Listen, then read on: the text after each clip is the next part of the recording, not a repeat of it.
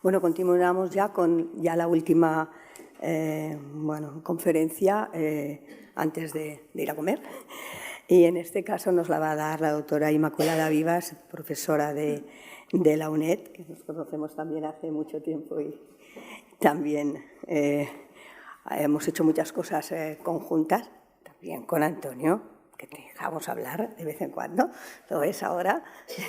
Y bueno, se dedica sobre todo a temas de arte y en este caso ha sido, como antes hemos mencionado, pues una de las artífices de el seminario, que por lo que vemos está teniendo pues mucho éxito, así que muchas gracias a todos los que han venido.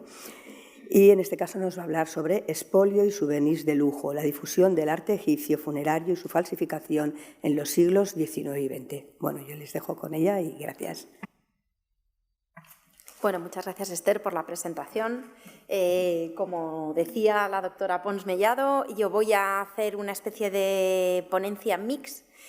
Los que me conocen y los que me siguen saben que soy muy poco académica y muy poco, no sé, ortodoxa a veces, ¿no? Entonces voy, sobre todo teniendo en cuenta que es prácticamente la hora de comer y que vamos con cierto retraso y que he preparado, siendo consciente de este tema, una ponencia, una presentación bastante breve, pues voy a intentar ser breve.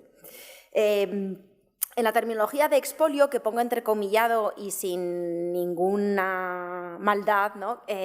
Intento hacer referencia a esa idea de que efectivamente los europeos pues, hemos sucumbido a la tentación de hacernos con piezas originales egipcias, ¿no?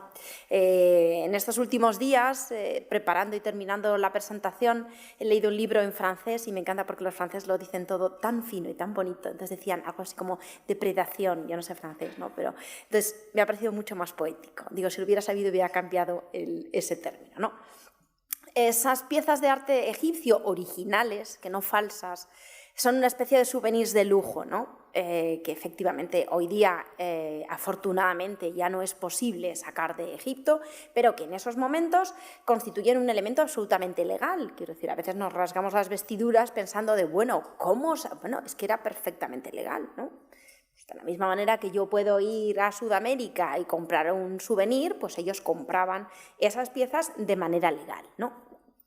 Esto tiene, como todo en la vida, una parte buena y una parte mala. La parte buena es que se consiguió generar una extraordinaria difusión del arte egipcio, sobre todo el arte egipcio funerario, ¿no? Que es uno de los elementos principales. Claro, evidentemente llevarse un templo ya era un poco más complejo.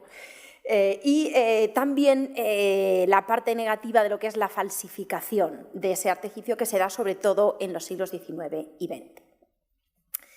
En ese fenómeno que yo he titulado de manera muy mística Europa en busca de Egipto, pues efectivamente lo que estamos buscando es esas ansias de saber y de tener, ¿no? Esos términos que tanto le gustan a Antonio Pérez Largacha de apropiación cultural, ¿no? Pues efectivamente estamos apropiándonos culturalmente de una civilización que nos gusta, que nos fascina, que nos conmueve, que nos resulta absolutamente atrayente, ¿no?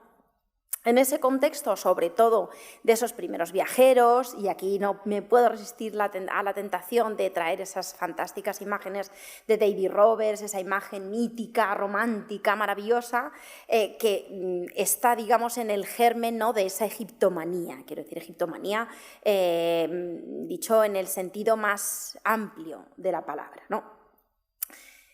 Esas imágenes difunden esa idea romántica de Egipto y probablemente están muy, muy vinculadas con la idea de que los europeos de la época se conviertan en consumidores. En esa época no se había inventado el término, pero era realmente, o sea, al final es una cuestión de oferta-demanda, ¿no? Entonces, efectivamente, había una demanda, ¿no? En ese contexto de ese expolio, entre comillas, ¿no?, de esa sistemática búsqueda de piezas y de souvenirs de lujo, les traigo una temática que yo he trabajado previamente y que está centrada en la necrópolis tebana, ¿no? Ahí se ve nuestro pequeño, hay aquí en la sala unos cuantos compañeros del proyecto C2, ahí se ve nuestro pequeño Valle C2, no estoy haciendo publicidad ni merchandising, es simplemente que quería mostrar una imagen de la necrópolis tebana. para focalizar un poco la idea de que muchas de las piezas que nosotros atesoramos en museos europeos pues provienen de la zona de la necrópolis tebana, porque ha sido un contexto muy documentado, muy excavado y también muy a mano para ciertas tentaciones, ¿no? Junto con la necrópolis menfita. Yo me voy a centrar sobre todo en necrópolis tebana porque a nivel iconográfico, quiero decir, mi línea de investigación está centrada en necrópolis tebana sobre todo y es lo que más conozco y además viene muy al caso porque lo que les traigo es un ejemplo muy concreto y sobre todo pensando en los que nos van a escuchar y oír online, un ejemplo muy conocido que es la tumba de Nebamun, ¿no? Como seguramente sabrán, la exploración de las tumbas tebanas se produce en momentos bastante tempranos, se conocen en ese primer momento, digamos, se registran más de 400 tumbas tebanas, sabemos que Hay y Wilkinson trabajan en la necrópolis privada, es muy interesante los dibujos y los facsímiles que hacen, porque esto sí que sería el arte robado, el arte perdido, quiero decir, que se ha destruido, ya no se conserva y que para aquellos que han investigado sobre iconografía, pues es muy interesante, ¿no? Incluso la obra de Wilkinson, por ejemplo, publicada en Manners and Customs of Ancient Egyptians en 1837, pues incluye muchas imágenes de detalles de tumbas hoy día perdidas que afortunadamente están conservadas en la Bodleian Library de Oxford, ¿no? El ejemplo concreto que traigo a colación en ese sentido de ese expolio, entre comillas, de arte funerario egipcio es la conocidísima tumba de Nebamun, sobre la que yo he investigado previamente. Tenemos breves noticias que nos hablan de la procedencia de esos fragmentos que se conservan actualmente en el British Museum, que dice de una pintura de una tumba de Draw el-Naga. Y ahí lo dejo, ¿no? Efectivamente, no se ha conseguido localizar exactamente la ubicación de la tumba. Hay varias candidatas. Probablemente sería la típica tumba en forma de invertida de la época, pero hasta donde yo conozco no hay un candidato firme y único. Hay varias posibles ubicaciones, ¿no? La historia de estos fragmentos que se conservan en el British Museum nos sirve un poco para ilustrar cuál es el periplo a veces de estas piezas, ¿no? Nuestro primer protagonista es Henry Salt, un artista y dibujante, bueno, ha habido coleccionista, que está, digamos, que es uno de los protagonistas de estas piezas y, por supuesto, el cónsul Giovanni d'Anastasi, que en 1820 participa en las excavaciones de la tumba de Nebamun, ¿no? Paralelamente, y es curioso, y es esta imagen que les muestro, que no sé si conocerán, un artista francés, Louis Linand de Bellefons, disculpen mi francés, que es inexistente, pasa unos días en la casa de Anastasi en Gurna, donde se aloja. Debe ser una especie de nota exótica. Bueno, llega un pintor y lo alojo en casa y entonces realiza una copia de uno de estos fragmentos, ¿no? Henry Salt en 1821 adquiere los fragmentos de las pinturas de Nebamun y los embarca a Alejandría. Y esto ya es una cuestión anecdótica, el día de Navidad, una especie de regalo navideño, llega a Inglaterra, ¿no? Posteriormente, la colección de Henry Salt es vendida al British en 1823, incluyendo estas piezas, ¿no? Estos fragmentos, de los que les traigo el que a mí me parece más llamativo, ¿no? Son lo que yo he apodado una obra de arte huérfana de padre y madre, absolutamente, casi podríamos decir de orfanato, ¿no? Porque no tiene título, evidentemente, y esto es algo en lo que yo soy muy insistente y hasta machacona con mis alumnos del grado de Historia del Arte de la UNED, cuando hablamos de Nebamun cazando en las marismas, una obra antigua no tiene título, quiero decir, es una convención. Por no decir, y ahora que no nos oye nadie, que de cierta manera nos lo hemos inventado. Quiero decir, no es las meninas, las piezas de arte antiguo, especialmente cuando las sacas de su contexto, no tienen un título, no tienen un autor. Dirán, ¿es que el artista egipcio es anónimo? Pues no, ni mucho menos tan anónimo. Hay una fantástica tesis doctoral que está en proceso de ser publicada de una pupila de Dimitri Laburi, que ha demostrado y ha registrado que hay muchos ejemplos a lo largo de la historia faraónica de artistas con nombre y apellidos, o sea, que no tan anónimos. Lo que sí que es cierto es que efectivamente es un contexto de arte funerario sin tumba, porque no sabemos exactamente dónde está esa tumba, ¿no? Tenemos la suerte de poder conservar estos fragmentos en el British Museum. Cualquiera que haya ido a Londres habrá visto que la sala de arte egipcio que está llena de niños japoneses, turistas, y es un atractivo sí o sí, o sea, incuestionable, ¿no? Diferentes fragmentos que además se conservan en muy buenas condiciones, que se pueden disfrutar, sobre todo cuando no hay tanta gente, ¿no? Y que han sido investigados muy a fondo por excepcionales egiptólogos, ¿no? Lo que sí que sabemos por cuestiones estilísticas es cuándo se crean, digamos, estas obras que han sido, digamos, expoliadas, sacadas de su contexto. Betsy Bryan ha realizado un estudio muy exhaustivo que las data al final del reinado de Amenhotep III, porque se produce una iconoclastia en símbolos de Amón y en los títulos del Devamun, y además saben que la tumba está accesible hasta después del periodo amarniense porque se produce una reparación en algunos detalles, ¿no? ¿El qué? Pues la temática es la habitual un poco de las tumbas de la 18 dinastía, escenas de banquete, como les he mostrado, escenas de caza en las marismas. Este es uno quizás de los fragmentos más conocidos, ¿no? Y además sabemos que este expolio, esta dispersión de esas piezas egipcias, no se da solo en contexto de museos ingleses, sino también se produce, por ejemplo, en otros. De hecho, sabemos que parte de esta pintura tenía unos fragmentos que se conservaban en Alemania y que desafortunadamente hoy están desaparecidos, ¿no? Pero que podemos, digamos, con estas fantásticas reconstrucciones ideales, ver un poco el contexto de cómo sería esa escena, ¿no? Esto es un poco un puzzle, ¿no? Bueno, ¿qué voy a decir yo, no? Que mi tesis doctoral es sobre los frescos de Tel el Daba, que son un auténtico puzzle, ¿no? Esto es un puzzle mucho mejor y mucho más completo, ¿no? Y podemos ver un poco la fantástica calidad, ¿no?, de esa pintura, de ese arte funerario de la época, que a mí me parece extraordinario, ¿no? A nivel expositivo, pese a tener estas piezas fuera de su contexto, la manera en la que el visitante las disfruta a mí me parece que es mucho mejor. Quiero decir mucho más porque al final son unas cuantas piezas escogidas, el British es un museo extraordinario, buena luz, buenas condiciones, ¿no? Además de eso, tenemos que tener en cuenta, como siempre, la parte buena y la parte mala, ¿no? No lo ves en su contexto de una tumba, pero el British, que es un museo fundado en 1756, como sabrán, pues tiene una extensísima colección de más de 80.000 objetos y recibe aproximadamente unos 6 millones de visitantes al año. Quiero decir, contemos que los 6 millones no van a ver la colección egipcia, ¿no? Pero bueno, es un número considerable, sobre todo si lo comparamos con que Egipto en 2019 recibió 13,6 millones de visitantes anuales, ¿no? Es un buen número. Y indico esa fecha de 2019 no porque me haya despistado, sino porque estoy hablando de fechas pre-COVID. Quiero decir, por decirlo de manera, no sé, enternecedora, cuando éramos felices y no lo sabíamos y podíamos viajar a cualquier lado.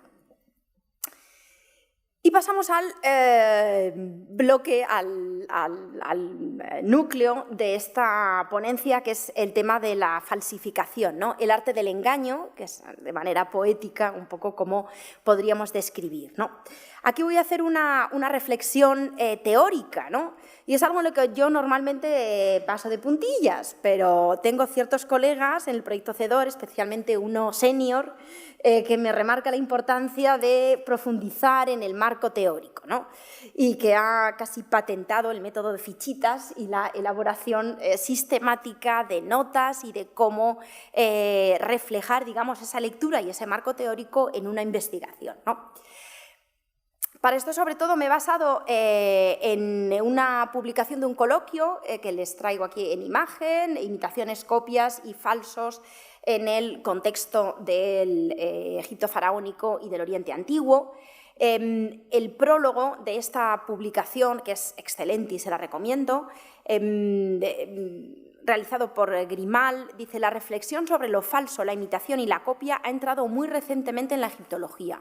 Efectivamente, es un campo, digamos, en el que a nivel, digamos, teórico, de reflexionar sobre qué es una copia, como que es algo relativamente reciente, es decir, comparado con el resto de las disciplinas, ¿no? Aquí voy a entrar un poco en la temática de la catalogación, ¿no? Y tomo prestado a Isabel Olvés esa misma frase de no voy a ser sistemática, ¿no?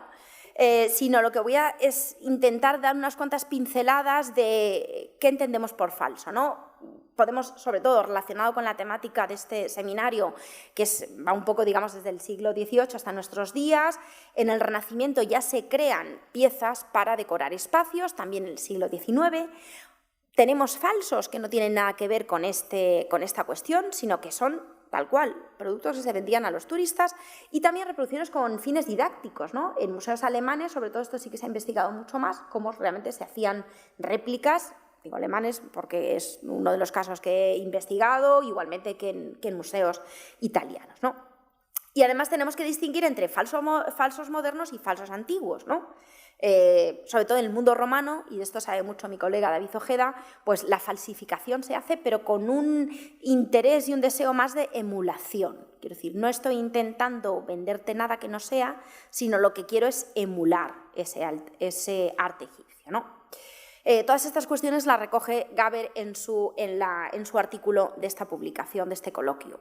Y luego estaría el falso de picaresca, ¿no? Esta terminología me la he inventado exactamente ayer, para qué os voy a engañar, repasando esta ponencia y sintetizando, porque evidentemente hay un interés de burlar, de engañar, ¿no? Pero he preferido dejar al lado el tema monetario y económico porque, parafraseando a mi abuela, que era una señora muy fina de Valladolid, decía: hablar de dinero es una ordinariez. Entonces, quizás, evidentemente, todos sabemos, ¿no?, que cuando uno trabaja en el mercado de arte, pues quiere lucrarse, ¿no? Pero como desde nuestra perspectiva lo que indagamos es por qué creo un falso y cómo lo creo, pues dejémoslo en falso de picaresca, ¿no? Y luego el falso souvenir, que es como el que podríamos comprar hoy día a todos estos vendedores y visitantes que te asaltan cuando estás visitando tumbas y que te quieren vender algo y que tú sabes perfectamente que no es auténtico, ¿no? Probablemente muchos de los visitantes de la época también sabrían que era falso, pero bueno, les parecía bonito y decía: bueno, esto lo pongo yo en mi casa, en un rinconcito, encima de la chimenea, a la hora del té, ¿no? Yo estoy pensando en los visitantes ingleses, sobre todo. Bueno, falsificaciones de arte egipcio, ¿no? Podríamos, he intentado remontarme, intentar ver, bueno, la primera ocasión, ¿no? Como aquel artículo. Pues tenemos noticias de que Jean Thévenot en 1657 realiza una publicación recogiendo su viaje a Egipto en 1652, en el que ya se pregunta si un Ushepti que le han vendido es falso. Ahí ya debía estar un poco mosqueadillo, ¿no? Así lo recoge Gaber, ¿no?, en este artículo y tan interesante, en el que ella sugiere, ¿no?, que la preocupación por detectar lo falso es casi tan antigua como la egiptología. Evidentemente, o sea, no a nivel académico, pero sí a nivel, bueno, pues, ¿será bueno, no? ¿Habré hecho bien en comprarlo o no? No voy a entrar en la cuestión de las colecciones privadas, donde efectivamente hay más pie a dar cabida a lo falso, no por nada, sino porque, como comentaban en ponencias anteriores, muchas veces se compran lotes, ¿no? Entonces, en esos lotes, pues alguna cosilla pues se cuela, quiero decir, a los museos y a los coleccionistas privados, ¿no? Y llega la hora de la verdad. Esto sería como en los concursos. ¿Cómo detectar un falso, no? No tanto qué es un falso, ¿no?, como apuntaba también Miguel Jaramago, que es uno de los investigadores españoles que ha trabajado de manera muy seria piezas egipcias, ¿no?, cómo detectar falsos, ¿no? Pues básicamente pues estudiando, ¿no?, que es la clave, ¿no?, de casi todo, ¿no? O sea, el propio estudio de las obras antiguas y el conocimiento de las obras antiguas nos permite detectar un falso, ¿no? Pues evidentemente, si yo pudiera competir, ¿no?, salvando las barreras del tiempo y del espacio con Petrie, pues evidentemente Petrie me desbancaría a mí porque tiene mucho más conocimiento de piezas arqueológicas, ¿no? Para esto nos basamos en criterios iconográficos y estilísticos que nos dan la pista, a veces. Por supuesto, en criterios de escritura jeroglífica, hay cosas muy, muy chapuceras que claramente dices, no, o sea, se han inventado los jeroglíficos, uno mira para allá, otro para acá, o sea, porque yo digo esto, yo muchas veces cuando hablo de los jeroglíficos y digo esto es como pollo, pato, agua, pues no, esto como no cuadra en absoluto, ¿no? Algunos son copia de un original, otros sabemos que el contexto arqueológico es muy dudoso, esto dices chirría, incluso en la propia identificación de la función de un objeto parece que no nos queda claro que esto pueda cuadrar, ¿no? Y por supuesto los análisis técnicos, ¿no? Esto lo tenemos ahora, pues hace un siglo Petrie no lo tenía, ¿no? Y por supuesto otra cuestión que ha apuntado Isabel Olbés en su fantástica ponencia sobre la investigación en los archivos. Efectivamente, tirando del hilo, ves y dices, puedes llegar a saber quién compró esa pieza, de dónde viene y llegar a la conclusión de, bueno, pudo venir de un contexto de unas excavaciones o no, ¿no? Y por supuesto, en toda esta cuestión surge la problemática de no hay realmente criterios objetivos para distinguir una falsificación. O sea, esto del decálogo de cómo distinguir un falso, pues es un decálogo un poco subjetivo, ¿no? Porque incluso a un ojo muy experimentado, pues uno puede tener un mal día, ¿no? Una mala tarde, ¿no? Y entonces, que efectivamente que veas que pienses que una pieza es buena y que no, o piezas, como ha pasado, que se han publicado como falsos y luego se ha demostrado que efectivamente eran piezas auténticas, ¿no? Voy a ir muy de puntillas en lo que es la historiografía de los falsos. Quizás una de las primeras menciones es, como se comentaba en otra ponencia, esa descripción del Egipte, donde ya se exponen las técnicas de falsificación, sobre todo en cuanto a las momias, ¿no? De esto nos va a hablar Esther Pons, así que yo no voy a entrar. También Pris d'Avence, en su obra, describe la obra de un marchante de arte francés como falsa, ¿no? 1846, quiero decir, en esta época ya afinaban y decían esto ya... Quedan 5 minutos.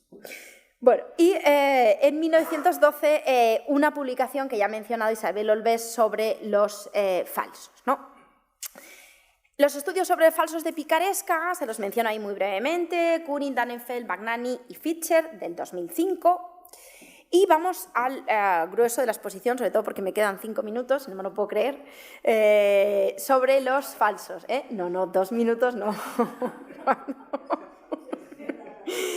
Bueno, hay una exposición que me parece muy interesante en el British Museum titulada Fake, the Art of Deception. Me parece un poco triste, bueno, tanto como decepción, bueno, realmente, bueno, es una picaresca, ¿no? Lo de picaresca que va mucho más con el sentido español me gusta más, ¿no? En el que él reflexionaba, ¿no? Como que, bueno, no es que estemos menos informados, ¿no? Sino, pero que incluso las propias instituciones pueden estar equivocadas en la selección de piezas, que yo decía de manera coloquial, todos tenemos una mala tarde, ¿no? Entonces, no es solo porque no tengamos conocimiento, sino porque a veces pues, la percepción y las ganas de, es una pieza egipcia, pues nos pierde, ¿no?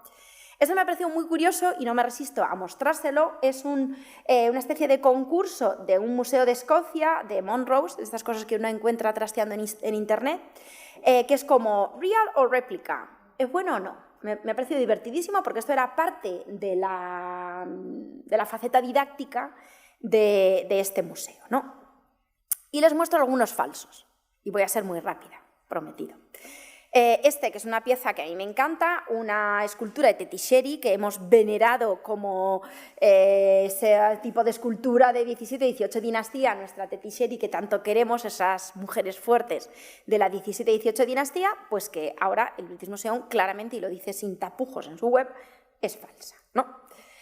Lo mismo con un museo alemán, como son los alemanes de sistemáticos, ¿no? Egyptisches Museum, así lo indica, esta pieza con una Mitdarsen, una Nubieses, un relieve, claramente una pieza falsa, ¿no? Que ellos ya ahora indican como fecha siglo XX, quiero decir. Si el Egyptisch Museum rompe esa lanza en favor de, bueno, reconozcamos que hay una pieza falsa, es que algo evidentemente está cambiando, ¿no? En el Museo de Liverpool hay bastantes piezas, no sé si es que parte de ese coleccionismo victoriano pues hay, o que realmente han hecho una investigación muy buena, ¿no? Les señalo, aquí traigo la descripción de la web para que vean que no falsifico nada, que es copy and paste, y indicando sobre todo el origen, ¿no? Esto, por ejemplo, es, dice Purchase at the Sotheby's London, December 1906. O sea, piezas que se compran, como decíamos, en lotes, en subastas, que luego pasan de una colección privada a otra y al final acaban en un museo. Lo mismo sucede con esta cabecita, que incluso en la propia ficha de registro dice «Bears resemblance to Seti I». Bueno, Seti I se parece a Seti I o a saber, ¿no? Pues efectivamente esta pieza es falsa, ¿no? Lo mismo sucede con esta estela adquirida por Sir Henry Wellcome por, aquí sí ponemos la cantidad porque lo sabemos, 5 libras, algo más de 5 libras, una estela claramente falsa, sí que tiene un ambientillo, o sea, es que dices, esto sí que chirría un poco, ¿no? Ahí se lo han inventado, pero un poco corre que te corre. Incluso el Rijksmuseum, me hubiera gustado traerles más ejemplos de piezas, pero ya no me daba. Lógicamente, donde hay un tipo de colección, en los museos del norte de Europa, donde hay colecciones, sobre todo de relieves menfitas, pues lo que se copia son relieves menfitas, porque es lo que tienen más a mano, ¿no? Esto es fantástico, es uno de los pocos artículos recientes de investigación que he encontrado sobre piezas y falsificaciones egipcias, ¿no? Este es de Daniel Soliman. Me ha parecido muy interesante su reflexión que dice «A real fake disbelief, but this is not a bad bargain, for years give us a glimpse into the mind of the deceiver and that is worth a lot». O sea, es una verdadera falsificación, esto es un relieve falso, pero no es un bargain, o sea, no es, bueno, no me están timando, ¿no? Las falsificaciones nos dan un atisbo, nos permiten atisbar, ¿no?, la mente del que nos está intentando decepcionar, o sea, del falsificador, ¿no? Y esto vale un montón, efectivamente, porque sabes, o sea, esto es como en los casos criminalísticos, te metes en la mente del asesino, ¿no? O sea, tú estás entendiendo cómo trabaja un falsificador y eso te da pie a ver cómo puedo detectar falsificaciones y cómo falsifican ellos, ¿no? Y esta es una pieza que me parece divertidísima, una paleta de escriba. Yo dije, qué bonito, a mí me encantan las paletas de escriba y tal, Provenance, una colección, y entonces dice rectangular piece of a slate once assumed to be a scribal palette.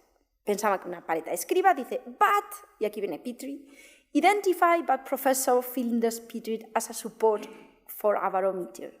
Era una pieza para un soporte de un barómetro.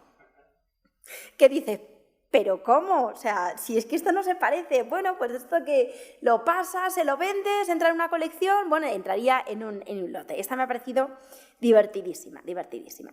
Y por último, les traigo una pieza muy, muy victoriana, un poco en esa tendencia de la egiptomanía, que también nos ha explicado Antonio Pérez Largacha, de un museo británico. Su propia web, digamos, reflexiona sobre, bueno, esto es una falsificación victoriana, sí, bueno, pero pues se está imitando. Me ha parecido sobre todo muy curiosa la reflexión que dice «It is a historical artifact that helps us to explore the Victorian and Edwardian obsession with Egypt». Pues efectivamente lo que nos está remarcando es la obsesión victoriana con Egipto, esa visión romántica y esa idea, ¿no? Entonces, a veces no todas las falsificaciones intentan decepcionarnos, o sea, no están pensadas, digamos, para darnos gato por liebre, por decirlo de manera coloquial. Nosotros compramos piezas en los museos que sabemos que son falsas, que son réplicas, nos las llevamos a casa, pagamos por la tienda, muchas veces no poco, porque las tiendas de los museos a veces tienen réplicas muy buenas y eso encarece, digamos, el precio, pero las compramos pues por cuestión de esa apropiación, es decir, bueno, yo me llevo una piececita egipcia a mi casa, ¿no? Y uno de los museos que me parecen, digamos, punteros y más, y ya termino, un minuto, y ya termino, es el Museo de Nápoles, ¿no? Aquí quiero ir yo a hacer una pequeña investigación, no porque Nápoles sea precioso, que también, sino porque creo que tiene una colección muy interesante y de las más antiguas, ¿no? Y además en su propia web exponen claramente que parte de su colección, de la colección Borgia, tienen muchas piezas falsas, ¿no? Y de hecho las exponen en una vitrina, porque estas que les he mostrado no están expuestas. El Vites dice, y luego dice, not exhibited. Pero el Museo de Nápoles sí que expone estas piezas, que son principalmente falsificaciones del siglo XVIII y XIX, lo cual entronca muy bien con esta temática de este seminario, ¿no? Por lo tanto, esas piezas falsas producen el mismo efecto. Esto es una referencia que le he birlado, con su permiso, a Antonio Muñoz, de una lectura, ¿no?, que me pareció allí muy interesante, ¿no?, en la que habla un poco de cómo la emulación del arte egipcio produce el mismo efecto que las verdaderas piezas de arte egipcio. A nivel cognitivo, quiero decir, el wow es igual, la pieza sea verdadera o sea falsa. O sea, de hecho, si nos basamos en esos estudios realizados con perspectivas y con objetos modernos, basados en los conceptos de réplica, de fake y de autenticidad, se ha demostrado que los resultados cognitivos son idénticos, ¿no? Bueno, por tanto, y aunque sea una obviedad para resumir, esto no son unas conclusiones, pero los falsos siguen siendo igual de falsos. Y me dirán, efectivamente, ¿no? Lo que cambia es nuestra distinta actitud y perspectiva. Y me quedan 20 segundos. Estoy apurando al límite. Termino con esa frase que ninguna otra civilización antigua ha despertado y despierta tanto interés como la de Egipto faraónico. Me diréis, claro, eres egiptóloga, ¿no? ¿Qué vas a decir, no? Pero creo que la emulación, incluso la falsificación del arte egipcio, forma parte de ese complejo fenómeno que es la egiptomanía. Quiero decir, está ahí, nuestro deseo de emular y de copiar está dentro de ese proceso. Y nada más, muchísimas gracias.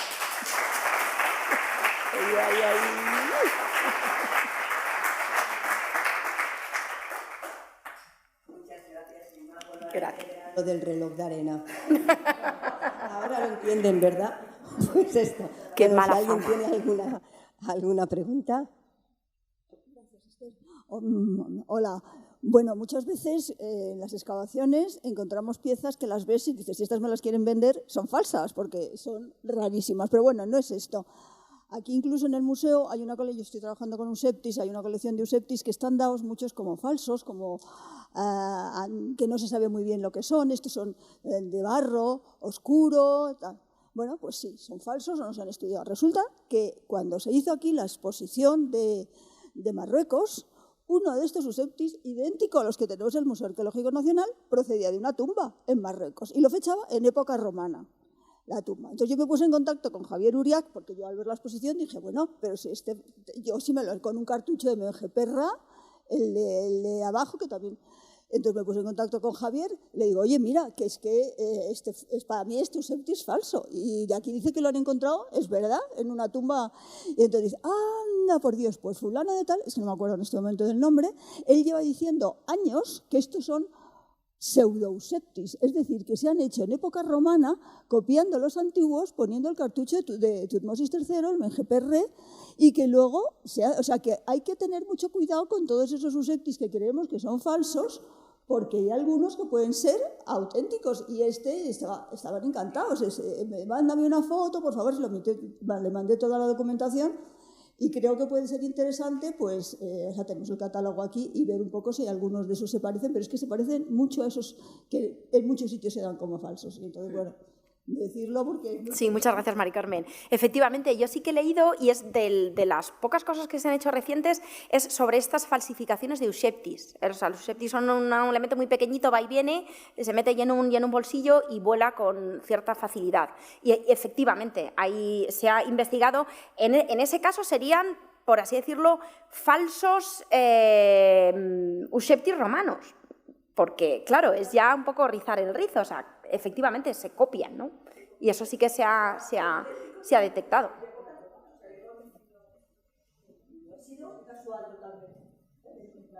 Más. Sí, mira, por ahí.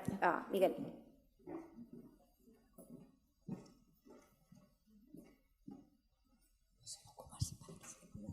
Sí, muy rápido. En tu opinión, ¿el busto redondo de Nefertitis en Berlín es un fake o no? ¿Hablamos del famosísimo busto de Nefertiti? No, yo creo que no es un fake. Yo creo que no. Ha habido muchas investigaciones y se han hecho, yo creo que no, quiero decir. O sea, sobre todo Dimitri Laburi ha hecho un estudio que no sé si está publicado, yo lo he visto en un congreso, bueno, en un seminario en Alemania, fue en el 2017 quizás, 2017-2018, y ha hecho un estudio iconográfico muy, muy interesante y muy profundo, y yo creo que en absoluto es falso. Lo que pasa es que, claro, hay mucha miga, ¿no?, en el hallazgo, ¿no?, de ese busto, y mucha problemática, digamos, a nivel historiográfico, pero yo no veo nada extraño, ¿no?, sobre todo teniendo en cuenta que esa pieza no es una pieza terminada, es un boceto de un escultor. Entonces, si hay cosas atípicas, no tendría por qué llamarnos esa atención. Sobre todo porque eso que se nos ha vendido, y esto sí que se ha publicado, de que ese busto representa la belleza ideal egipcio, pues es una mujer madura, todavía de muy buen ver, como dirían nuestras madres, y que tiene ciertos elementos de arruguitas y tal, que no es una belleza tan ideal y tan perfecta, ¿no? Pero hasta donde yo conozco, creo que no tenemos argumentos para decir que esa pieza sea falsa. Sí. Gracias, muchas gracias por la conferencia, ha estado genial. Varias cosillas. Creo que al hilo de la conferencia se producen muchas reflexiones, ¿no?, muy interesantes, ¿no? Una de las piezas que has puesto había sido comprada en Sotheby's. Muscarella, es un investigador del Próximo Oriente, dice que esto está contado por gente que trabaja para Christie's y para Sotheby's, que como la mitad de las piezas antiguas que se venden ahí son falsas y se quedan cortos en Christie's y en Sotheby's, con lo cual, vamos, me creo todo lo que has puesto naturalmente. Luego, efectivamente, lo que ha comentado Mari Carmen de los Osiris Useptis, efectivamente hay un investigador, he estado hablando con Molinero, Tomorat, que ha hecho una clasificación de esos Useptis y que dice que efectivamente las legiones romanas lo movían, con lo cual perfectamente, si ha aparecido en Inglaterra, puede haber sido llevado por un romano, con lo cual esas piezas tienen una categoría distinta, no son lo que entendemos por Useptis nosotros, sino les llaman Osiris Useptis y tiene otra significación en el mundo romano, ¿no? Con lo cual muy bien. Y luego me ha llamado la atención que hayas traído a Tettiseri, porque eso ha sido muy interesante. Tettiseri, Donadoni, un escritor, un investigador italiano, bueno, Sergio Donadoni, del Museo de Turín, publicó un libro de arte egipcio y colocó esa fotografía. Entonces dices, qué fuerte, a un investigador cuando va a publicar un libro le dejan coger 100, 200 fotos y una de ellas es un falso que todo el mundo sabe que es falso. Pero claro, él lo argumenta diciendo, a ver, la pieza de Tettiseri está documentando una pieza que se publicó en los Asae a principios de siglo y que ha desaparecido, pero el texto jeroglífico está clavado, no recuerdo que la había publicado los Asae.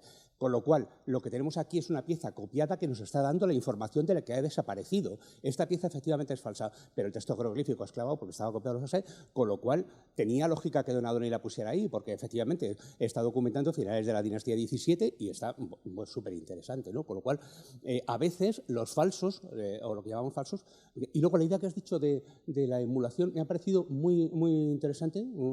Es una de esas facetas a seguir de las reflexiones que has dado en la conferencia, ¿no? Lo de la posibilidad de que lo que se esté intentando sea emular piezas antiguas, ¿no? O sea, que emular un pensamiento antiguo, una civilización. Lo último, hay un investigador que dice que el falso perfecto no existe. Como lo de Hitchcock, del crimen perfecto. El falso perfecto no existe.